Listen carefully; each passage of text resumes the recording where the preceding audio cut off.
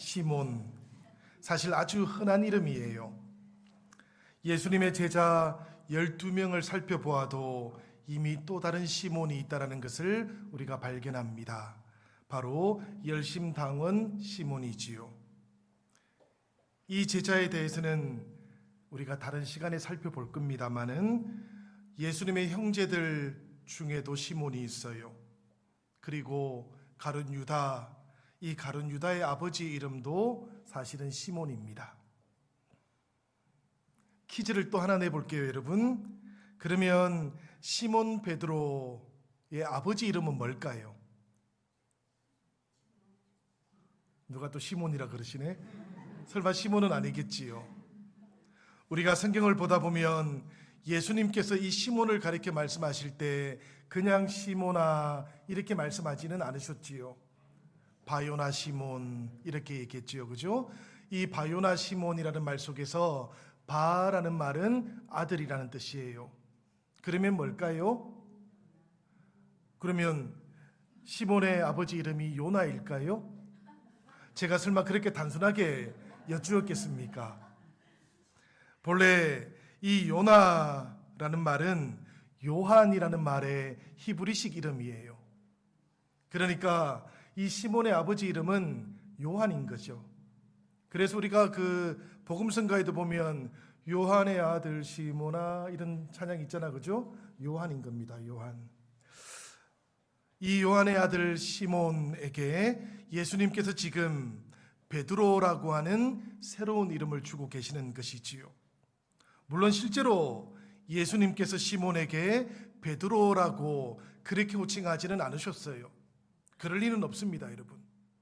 왜 그런가 하면 예수님께서는 아람어를 사용하셨거든요. 예수님이 사용하셨던 언어가 히라브가 아니라는 겁니다. 아람어를 사용하면서 이 시몬에게 별명을 붙여주셨는데 그 별명이 무엇인가 하면 게바. 들어보셨지요? 예수님께서는 시몬에게 게바라고 불렀던 겁니다. 그런데 성경이 이 신약 성경이 기록되면서 히라브로 기록이 된 거예요.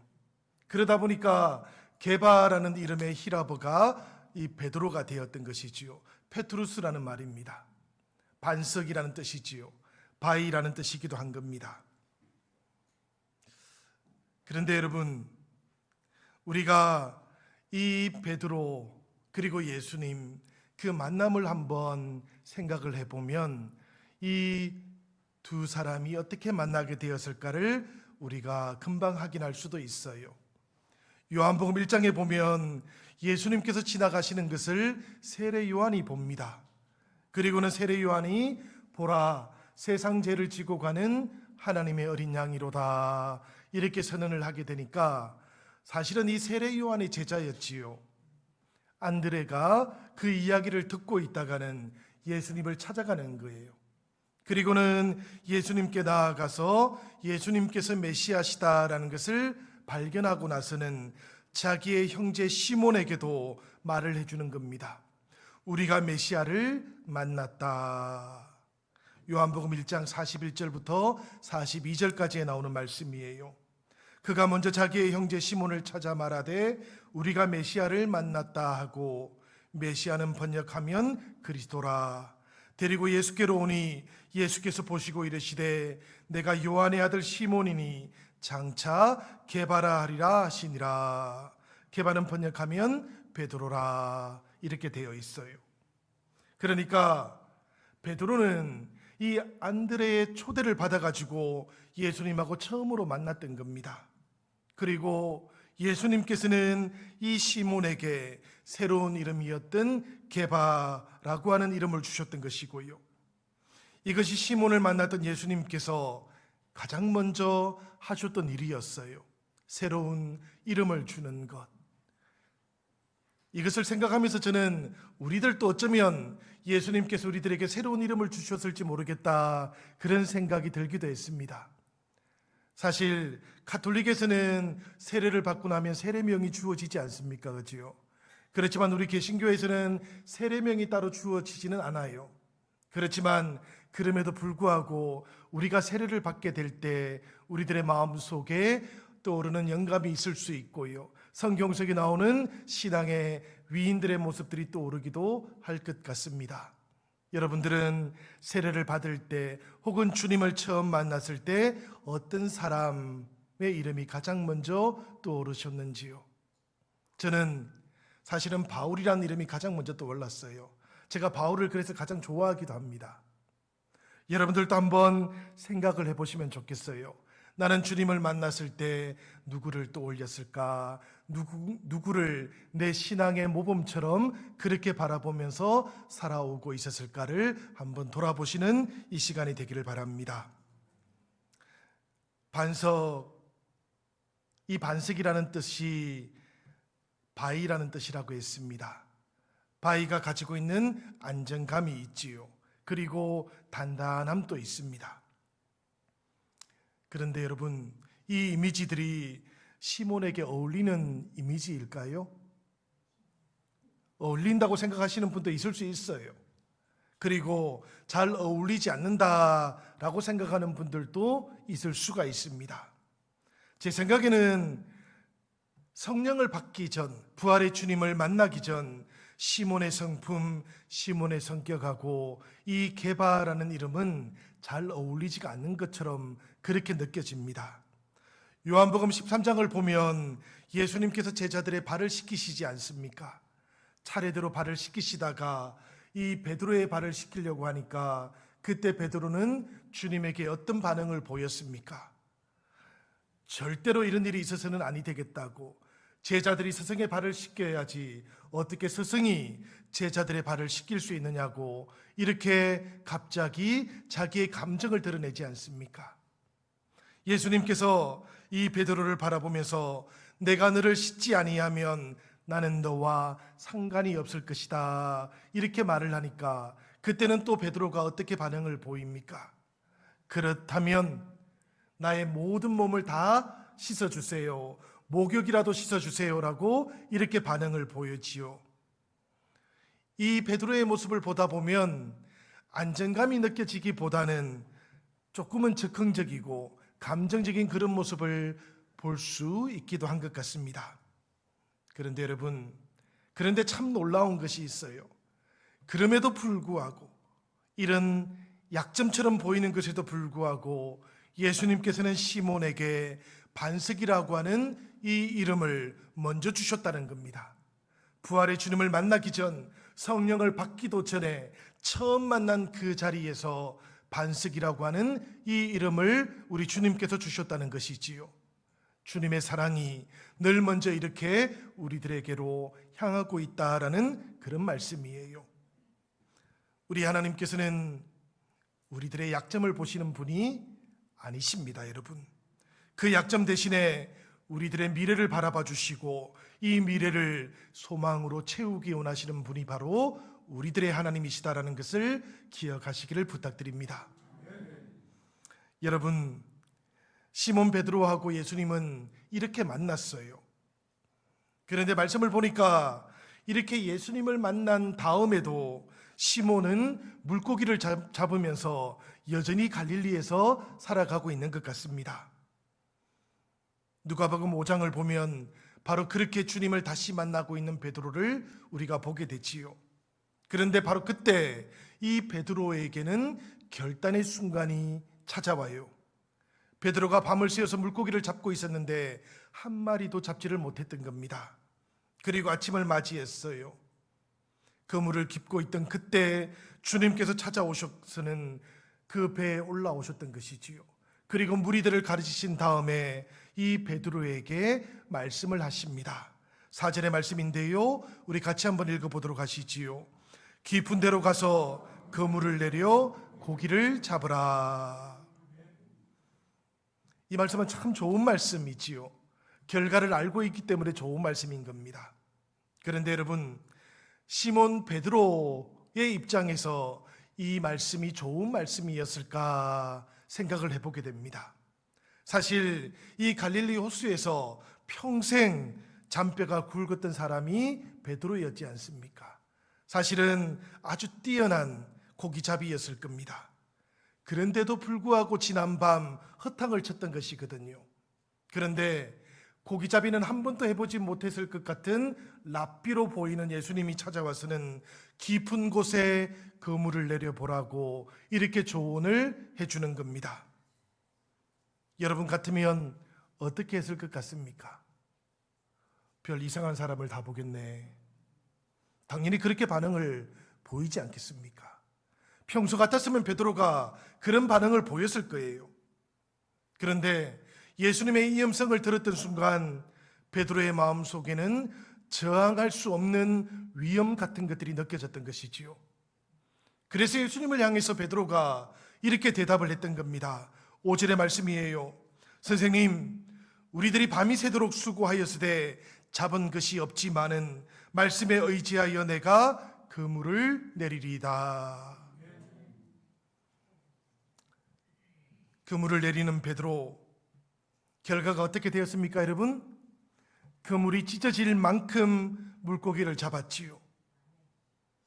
이 물고기를 잡고 나면 기뻐가지고 즐거워가지고 그 물고기를 잘 챙겨가지고 집으로 돌아갈 것 같지 않습니까? 그런데 이 베드로는 예수님 앞에 갑자기 무릎을 꿇습니다. 그리고는 주여 나를 떠나소서 나는 죄인이로소이다, 이런 반응을 보여요. 베드로가 왜 이런 반응을 보였을까 생각해 보면 그 답은 아주 분명한 것 같습니다. 바다의 깊은 곳도 꿰뚫어 보셨던 주님, 그 주님께서 내 마음의 깊은 곳도 헤아려 보실 것이기 때문이었지요. 내가 살아왔던 과거, 내가 숨기고 싶었던 은밀하고 비밀스러운 죄악까지도 다 알고 계시겠구나라는 그런 생각이 들었던 겁니다. 그래서 베드로는 주님 앞에 무릎을 꿇고는 저를 떠나주십시오, 저는 죄인입니다라고 이렇게 고백할 수 있게 되었던 거예요. 이 고백을 들으셨던 주님께서는 시몬에게 무서워하지 말라고, 이제후로는 내가 사람을 치하리라고 이렇게 말씀을 주셨지요. 여러분, 이 주님의 말씀이 임했던 그 순간이 시몬에게는 참으로 중요한 순간이었어요. 우리 주님을 인격적으로 영적으로 만나게 되었던 순간이었기 때문입니다. 우리가 사람을 외모로 만나게 될 때 우리가 미팅한다 그러지요. 그러나 인격을 걸고 인생을 걸고 삶의 목적을 걸고 만나게 될 때 우리는 주님을 인카운팅한다라고 그렇게 말을 합니다. 베드로는 지금 예수님을 그렇게 만났던 거예요. 자기의 인생을 걸고 자기의 삶의 목적을 걸고 만나게 되었던 것입니다. 예수님께서 그렇게 베드로를 제자로 불러주셨던 것이고, 베드로는 이 주님의 음성 앞에 자신의 모든 것을 버려두고 우리 주님을 따라가게 되었던 것이지요. 여러분, 우리가 예수님을 만난다고 한다면 이렇게 만날 수 있기를 기원합니다. 나의 존재가 변화되어야 하고요, 내 삶의 목적도 달라져야 되는 것이지요. 베드로는 보니까 그렇게 주님을 만나요. 그리고 그때부터 자신의 일생을 우리 주님의 손에 맡기면서 그렇게 살아옵니다. 주님을 만났던 우리의 경험은 어떠합니까, 여러분? 주님을 만난 나의 체험도 내 존재를 변화시키는 그런 만남이었기를 기원드립니다. 우리 주님을 만나고 내 삶의 목적이 달라지고 그렇게 인생이 우리 주님과 온전하게 동행되어지는 그런 인생들이 되었기를 축복합니다. 성도 여러분, 이 베드로가 그렇게 예수님을 만나요. 그리고는 예수님을 따라가기 시작해요. 그렇게 예수님을 따라가다 보니까 베드로는 예수님께서 행하셨던 수많은 일들을 체험할 수 있게 됩니다. 병자들이 낫는 것을 보게 되었고요, 귀신들이 쫓겨나가고 바로 그 자리에 하나님의 나라가 임하는 것도 경험을 할 수 있게 되었어요. 베드로는 예수님을 따라왔던 것이 너무나 옳은 선택이었다라는 그런 확신을 가지게 되었습니다. 이 베드로가 경험했던 놀라운 체험들이 있지요. 그 중에 두 가지를 생각해 보면 첫 번째는 예수님께서 변화되셨던 변화산의 체험이 이 베드로에게는 잊지 못할 체험이었습니다. 오병이어 기적을 경험하고 난 직후였지요. 칠병이어 기적이 있었던 그 다음의 일이었어요. 예수님과 제자들이 가이사랴 빌립보로 가게 되었고 그곳에서 처음으로 십자가의 길을 설명받습니다. 그런 다음에 예수님께서는 베드로와 야고보와 요한만 데리시고 산으로 올라가셨어요. 그리고 바로 그때 베드로는 모세가 나타나는 것, 그리고 엘리야가 나타나는 것도 경험을 하게 되었지요. 그런데 모세하고 엘리야가 나타나는 것이 중요했던 것이라기보다는 자신의 눈앞에서 예수님이 변화되어지시는 것을 보게 되었던 겁니다. 예수님께서 변화되어지는 이 모습을 보면서 베드로는 깜짝 놀랐어요. 성경을 보면 어떻게 반응을 보일지를 알지 못했다 그럽니다. 그렇게 반응을 어떻게 보일지를 알지 못했던 베드로가 예수님을 향해서 초막 3개를 지어보겠다라고 이렇게 이야기를 했던 것 아니겠습니까? 그리고 바로 그때 구름이 예수님과 그리고 제자들을 덮었어요. 그리고 하늘에서 소리가 울려왔는데 마가복음 9장 7절에 나오는 말씀입니다. 우리 같이 한번 읽어보십시다. 마침 구름이 와서 그들을 덮으며 구름 속에서 소리가 나되 이는 내 사랑하는 아들이니 너희는 그의 말을 들으라 하는지라. 베드로는 지금 보니까 변화되어지셨던 예수님을 보았어요. 그리고 모세도 보았고 엘리야도 보았어요. 그리고 난 다음에 하나님의 음성도 듣게 되었던 것이지요. 이 모든 일들을 경험했던 베드로는 자신의 모든 날들을 통해서 이 변화산의 체험을 잊지를 못합니다. 그래서 베드로 전서에서도 이 변화산의 체험에 대한 이야기를 계속해서 우리에게 알려주고 있는 것이지요. 두 번째로는 여러분, 이 베드로가 물 위를 걸었습니다. 성경을 가만히 살펴보면 배에서 내려오자마자 물에 빠졌던 것은 아니었어요. 저는 늘 그런 생각을 해봅니다. 예수님 외에 물 위를 걸었던 사람이 누구일까? 퀴즈를 낸다면 누구일 것 같습니까, 여러분? 무슨 무협지에 나오는 주인공일 것 같습니까? 그렇지가 않지요, 여러분. 성경 속에 나오는 베드로가 바로 예수님을 바라보면서 물 위를 걸어갈 수 있었던 사람이었던 거예요. 사실 풍랑 때문에 힘겹게 노를 젓고 있을 때였습니다. 바로 그때 예수님께서 건너편에서 걸어오고 계셨고요. 제자들이 처음에는 이 예수님의 모습을 보았을 때 누구인지를 알아보지를 못했습니다. 그래서 모두가 다 유령인가 보다 이렇게 소리를 지르기도 했지요. 이 소리를 들었던 예수님, 그 건너편에서 이렇게 말씀을 하셨던 겁니다. 예수께서 즉시 이르시되 안심하라, 나니 두려워하지 말라. 이 말씀을 보니까 나니라는 말이 나오지요. 이 말씀은 헬라 말로는 우리가 잘 알고 있는 말이에요. 에고 에임이라는 말입니다. 하나님께서 모세를 만나가지고 모세에게 나는 스스로 있는 자다 이렇게 표현할 때 에고 에임이라고 그렇게 표현을 했던 것이거든요. 그런데 예수님께서 지금 이 제자들을 만나고 나서도 똑같이 그런 표현을 하고 있는 것이지요. 저는 이 말씀을 곰곰이 묵상을 해봅니다. 하나님께서 왜 자신을 가리켜서 나는 나다라고만 그렇게 표현을 했던 것일까요? 하나님께서 자신의 사랑을 나타낼 때는 이렇게 표현하시지를 않으셔요. 하나님께서 자신의 능력을 표현할 때도 이렇게 표현하지는 않으셔요. 그런데 하나님께서 자신의 존재를 설명할 때에는 설명할 수 있는 그런 표현, 그런 묘사할 수 있는 단어가 없었던 겁니다. 그래서 모세를 향해서 나는 스스로 있는 자라고 나는 나라고 이렇게 표현을 했던 것이거든요. 그런데 오늘 이 풍랑 속에서 걸어오고 있는 예수님을 보니까 예수님께서 제자들에게 이렇게 표현을 하고 있는 것이지요. 나는 나다라고. 여러분, 저는 이 말씀이 예수님의 신성을 우리가 확인할 수 있는 아주 중요한 표현이라고 그렇게 생각을 합니다.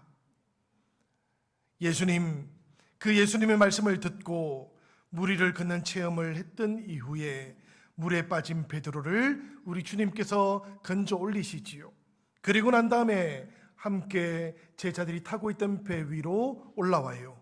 그리고는 배에 타고 있던 제자들이 예수님을 바라보았는데 그때 제자들이 했던 행동이 하나 있습니다. 이게 어떤 행동일까요, 여러분? 마태복음 14장 33절 말씀을 우리 한번 읽어보십시다. 배에 있는 사람들이 예수께 절하며 이르되 진실로 하나님의 아들이로소이다 하더라. 배에 있던 제자들이 예수님께 어떤 행동을 했습니까? 말씀을 보니까 예수님께 절하면서 그렇게 아뢰기 시작했던 것이지요. 무릎을 꿇었다라는 그런 뜻이에요. 하나님의 임재하심, 우리 주님의 임재하심 앞에서 무릎을 꿇는 이 행위는 예배를 가리키기도 합니다. 이 무릎을 꿇고 주님을 경배했던 이 모습으로부터 예배라는 말이 나왔거든요. 저는 이 제자들처럼 우리들도 예수님을 하나님의 아들로 경험한 사람들이라고 믿고 있습니다. 여러분, 우리가 신앙생활을 하는 동안 하면 좋은 일들이 있어요. 그리고 안 해도 크게 문제되지 않는 일들도 있습니다. 생각을 조금 해보니까 방언을 하는 것이라든지 예언을 하는 것이라든지 이런 것들은 우리 신앙에 크나큰 유익이 되지요. 그렇지만 구원하고는 크게 상관이 있지는 않아요. 그런데 우리 성도들에게 이 구원과 관련해서는 꼭 필요한 것이 하나 있습니다. 바로 예수님을 우리가 만나야 되는 거예요. 예수님을 만나는데 어떻게 만나야 되는 것인가 하면 하나님의 아들로 만날 수 있어야 되는 겁니다.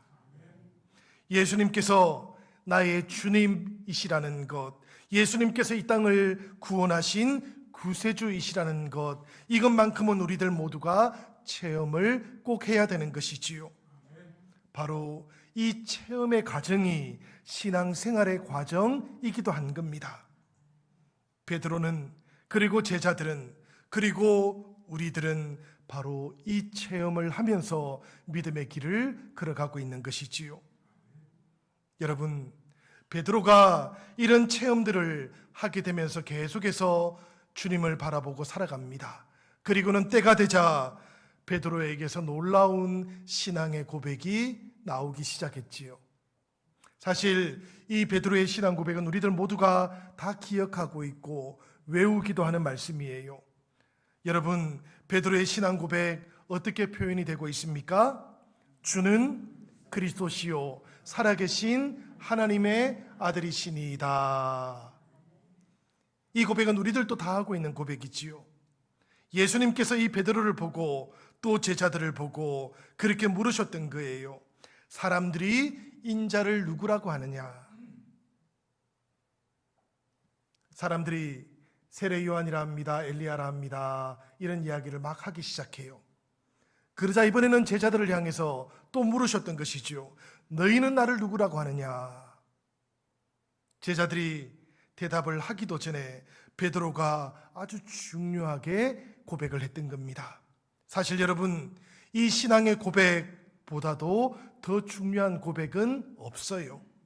우리가 주님을 알고 주님을 믿는 것, 이것이 우리들 모두에게는 가장 소중한 일이지 않습니까? 이 고백을 통해서 우리들은 생과 사를 결정받기 때문에 그렇습니다. 사실 여러분, 이 신앙의 길을 걸어간다는 것은 결국에는 예수님을 구세주로 만나는 과정인 것이지요. 그분이 나의 구원, 그분이 나의 소망이시라는 것, 이것을 발견하는 것이 우리들 신앙에는 알파도 되는 것이고 그리고 오메가도 되는 겁니다. 그래서 베드로는 주님을 향해서 가장 위대하고 놀라운 고백을 했다라고 그렇게 우리가 이야기하는 것이지요. 주님께서는 이 고백을 듣고 난 다음 어떤 마음이었을까요? 성경 속에는 예수님의 마음이 표현되어 있지는 않아요, 사실. 그런데 17절 말씀을 읽어보면서 저는 예수님의 마음은 이런 마음일 것 같다, 그런 생각이 들었어요. 17절 말씀 우리 같이 한번 읽어볼까요? 예수께서 대답하여 이르시되 바요나 시모나 내가 복이 있도다. 이를 내게 알게 하니는 혈육이 아니요 하늘에 계신 내 아버지시니라. 여러분, 주님의 이 대답 속에서 혹시 주님의 마음이 느껴지시는지요? 바요나 시모나 내가 복이 있다라고 말씀하고 있는 그때 우리 주님의 마음은 어떠했을까요? 고백을 하고 있던 그 베드로를 보면서 예수님의 마음이 너무나 기뻤던 거예요. 너무나 기쁘고 즐거웠기 때문에 이 베드로를 바라보면서 바요나 시모나 내가 복이 있다, 이렇게 칭찬을 해주셨던 겁니다. 생각을 해보면 우리 주님께서는 우리들의 고백을 들으실 때 가장 기뻐하시는 분이셔요. 우리가 주님을 향해서 주님이 나의 주님이십니다, 주님이 내 인생의 소망이 되십니다 라고 이렇게 고백할 때 우리 주님께서는 우리들 때문에 가장 기뻐하시는 분이신 겁니다. 성도 여러분, 우리들도 이 베드로처럼 나의 신앙의 고백을 우리 주님 앞에 표현할 줄도 알고 고백할 줄도 알면 좋겠어요. 주님은 나의 산성이십니다. 주님은 나의 반석이십니다. 주님은 나의 방패이십니다. 이 고백은 여러분, 우리가 구약 성경에서 자주 만나는 고백이에요. 누구의 고백인가 하면 바로 다윗의 고백입니다. 광야를 지나던 그 모든 길들 속에서, 위협 속에서, 고통 속에서 자신을 지켜주고 보호해주고 방패가 되어주셨던 그 하나님을 생각하면서 다윗은 늘 이렇게 자신의 신앙을 고백했던 것이지요. 베드로도 이렇게 고백을 하고 있는 겁니다. 주는 그리스도시요 살아계신 하나님의 아들이십니다 라고 이렇게 고백을 했던 것이지요. 여러분, 이 한 주간을 살아가는 동안에는 우리들도 나의 신앙의 고백은 이것입니다라고 그렇게 고백하면서 그렇게 살아갈 수 있으면 좋겠습니다. 우리가 기도하는 시간들, 그 시간에 주님을 향해서 주님께서는 나에게 반석이십니다. 주님께서는 나에게 구원이 되십니다. 나의 비전의 이유가 되십니다 라고 이렇게 우리들 각자의 고백들을 담아서 우리 주님 앞에 온전히 고백하면서 나아가는 이 한 주간이 되시기를 기원드립니다. 이렇게 기쁨을 표현하고 계시는 주님께서 다시 시몬을 베드로로 불러주셔요. 그리고는 반석 위에 교회를 세우시겠다라고 그렇게 말씀을 주십니다. 베드로의 신앙 고백 위에, 그리고 우리들의 신앙 고백 위에 교회를 세우시겠다라는 그런 말씀이지요. 여러분, 사실 교회의 터, 이 교회의 터전이 되시는 분은 딱 한 분밖에 계시지 않습니다. 바로 예수 그리스도시지요. 예수 그리스도께서 교회의 터전이 되시고 이 교회를 이끌고 가시는 분이셔요. 그런데 이 주님께서 오늘 말씀을 통해서 베드로의 신앙 고백, 그것을 교회의 터로 삼으시겠다, 그리고 성도들의 신앙의 고백, 그것을 교회의 터로 삼으시겠다라고 그렇게 말씀하고 계시는 겁니다. 이 신앙 고백 위에 틀을 삼아서 우리 주님의 교회를 이 땅 위에 굳건하게 세우시겠다라는 그런 말씀이지요. 그리고 나면 엄부의 권세가 이 교회를 절대로 이기지 못하도록 그렇게 하시겠다라고 우리들 모두에게 약속을 주고 계시는 겁니다. 여러분, 저는 이 말씀을 믿어요. 이 말씀을 믿기 때문에 이 땅의 교회들이 엄부의 권세 앞에 넘어지지 않을 것도 믿고 있습니다. 물론 여러분, 개별 교회들은 때때로 위기를 만나기도 합니다. 때로는 흥황되어 가기도 합니다. 그러다가도 사라지기도 해요. 그렇지만 우리 주님이 머리 되시고 우리 주님께서 터전이 되어주시는 그 교회는 엄부의 근세들 앞에서도 넘어지지 아니할 것이고 이기는 능력을 부여받아서 이 땅 가운데 하나님 나라를 온전히 전하면서 그렇게 사람들을 불러 모으는 생명의 터전이 되는 것이지요. 저는 우리 영신교회가 이 주님의 교회와 잘 연합되어 있기를 기도합니다. 그렇게 우리가 주님과 잘 연합되어 있다면 우리 주님께서 우리 영신교회 위에다가 우리 주님의 능력을 힘입게 하실 것이고, 그리고는 위기의 때를 만난다고 할지라도 엄부의 근세 앞에서 결코 쓰러지지 아니하도록 우리를 이끌어 가실 것이기 때문입니다. 우리 영신교회가 그렇게 주님과 연합되어서 굳건하게 세워져 갈 수 있다면, 그렇다면 여러분, 이 교회를 이루고 있는 우리들이 바로 그렇게 주님의 능력을 힘입게 된다라는 그런 뜻이에요.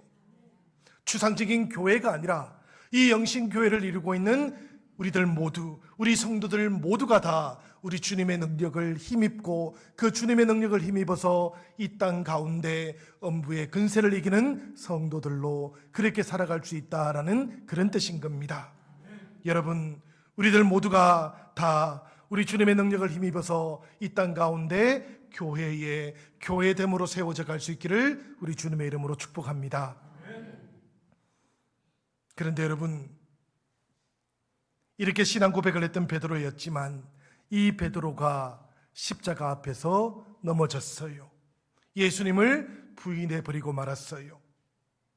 예수님을 부인했던 베드로의 이유가 무엇이었을까 생각을 해보면 이 베드로 자기를 믿었습니다.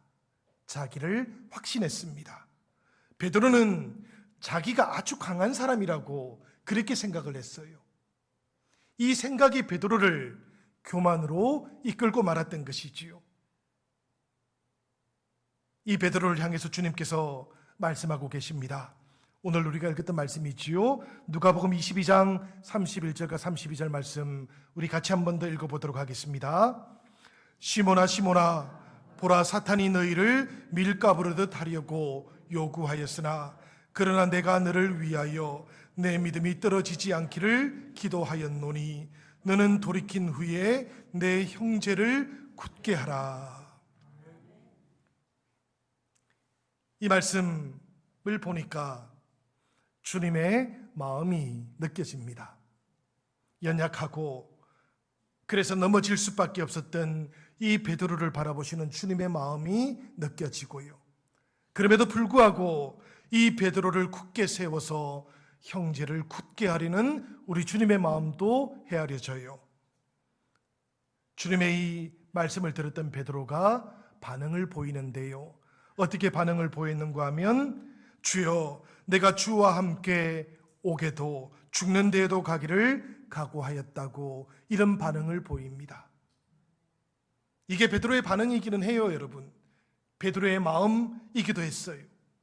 다른 사람들은 모두가 다 주님을 버린다고 할지라도 나는 절대로 주님을 버리지 않겠다라고 그렇게 큰 소리를 치고 있는 겁니다. 큰 소리를 치는 믿음. 여러분, 우리가 이런 믿음들을 조심해야 됩니다. 우리가 주님을 향해서 겸손하게 따라갈 수 있어야 되겠지만 큰 소리를 치면서 자기를 확신하면서 나아가는 것, 이것을 믿음이라고 할 수 있을지 되물어 보아야 하기 때문이지요. 주님께서 다시 베드로를 향해서 말씀을 주십니다. 베드로야, 내가 내게 말하노니 오늘 다 굴기 전에 내가 3번 나를 모른다고 부인하리라. 우리 그리스도인들이 가장 약할 때가 언제일까요, 여러분? 우리 그리스도인들이 가장 약할 때는 자신이 강하다고 생각할 때입니다. 주님 없이도 강하다고 생각할 그때가 우리 성도들은 가장 약할 때인 것이지요. 이건 이론의 여지가 없어요, 여러분. 그때는 우리들에게 주님이 생각나지 않기 때문입니다. 그렇지만 자기의 연약함을 알고 우리 주님을 찾고 있을 그때 성도들은 스스로 연약하다 고백하고 있지만 바로 그때가 강한 때이기도 한 것이지요. 주님 없이 자신만만해져 버리면 여러분, 성도들은 무너질 수밖에 없는 겁니다. 우리 성도들은 자신이 아니라 우리 주님을 신뢰해야만 하는 사람들이기 때문에 그래요. 살아계신 주님 앞에서 간절한 마음으로 나아가고 우리들 삶의 문제를 진실하게 아뢰게 될 때, 바로 그때 주님께서는 나를 붙들어 주시는 것이지요. 주님께서 나를 붙들어 주시는 바로 그때가 내가 강한 그 순간이 되는 것입니다. 주님 없이 자신만만할 때가 가장 연약할 때이고, 바로 그런 때가 가장 위험한 순간이 된다는 것을 기억하시는 오늘 우리들 모두가 되기를 바랍니다. 그렇게 베드로가 3번 주님을 부인했어요. 그리고는 2번째로 닭 울음소리를 듣게 되었을 그때에 이 베드로는 뛰쳐나갔고 통곡을 하기 시작합니다. 베드로가 무너졌던 바로 그 순간, 베드로가 깨어져 버렸던 바로 그 순간, 바로 그때 부활의 주님께서 찾아와 주셨고 이 베드로를 다시 이렇게 세워주셨던 것이지요. 그리고 그때부터 주님께서는 반석으로서의 베드로, 이 인생을 다시 만들어가기 시작하셨던 겁니다. 우리 주님께서 베드로에게 3번이나 나를 사랑하느냐라고 그렇게 물어주셨지 않습니까? 그리고 그 사랑을 확인하신 다음 우리 주님께서는 베드로에게 3번에 걸쳐서 명령도 주고 계시지요. 그 명령이 무엇일까요? 내 양을 먹이라. 그지요? 내 양을 먹이라라는 그런 명령이었어요. 이 명령을 듣고 난 다음 여러분, 베드로가 달라지기 시작합니다. 온전한 변화도 체험하기 시작하고요. 그리고 이때부터 목자의 소명을 감당하기 시작하는 베드로를 우리가 볼 수 있게 됩니다. 사랑과 용서를 경험했던 베드로였어요. 그렇지만 이 베드로의 마음속에 배신의 기억이 사라졌던 것은 아니었습니다. 그리고 이 영혼의 흉터가 이 베드로를 계속해서 붙잡고 있었던 것이지요. 베드로가 교만해지지 아니하도록, 베드로가 사람들 앞에서도 주님 앞에서도 늘 겸손할 수 있도록 그렇게 이끌어 주었던 거예요. 그래서 베드로는 예루살렘 교회에서 수장이 될 수 있을 것 같았지만 오히려 야고보에게 그 모든 자리를 내어주지 않습니까? 그리고 이 베드로는 오직 복음을 전하기 위해서 계속해서 여기저기 동분수주하고 있었던 것이지요. 베드로는 자기에게는 자격이 없다 생각을 했던 겁니다. 베드로는 주님을 부인했었던 그 어둠 속에 자신의 옛 자아가 죽어버렸다라고 그렇게도 생각을 했던 것이지요. 그래서 저는 이제는 내가 사는 것이 아니고 내 안에 그리스도께서 사십니다라는 이 고백이 사도 바울의 고백이기만 한 것이 아니고 바로 베드로의 고백이기도 하다라는 그런 생각이 들었어요. 베드로는 그렇게 고백했고 그렇게 복음만을 위해서 살다가 십자가의 거꾸로 매달려서 죽음을 맞이하게 되었던 것이지요. 사랑하는 성도 여러분, 오늘 우리들 모두가 이 베드로의 모습 속에서 약하지만 강하게 된 사도를 만나볼 수 있으면 좋겠습니다. 변하기 어려운 존재가 사람이기도 하지요. 그렇지만 우리 주님 안에서는 이 변화도 가능하다라는 것, 이것을 우리들 모두가 이 베드로를 통해서도 깨달을 수 있으면 좋겠습니다. 베드로를 묵상하는 이 자리, 주님 앞에서 약하나 강하게 된 성도들이 바로 우리들 자신이라는 것도 이 시간은 우리가 고백하며 우리 주님 앞으로 나아가십시다.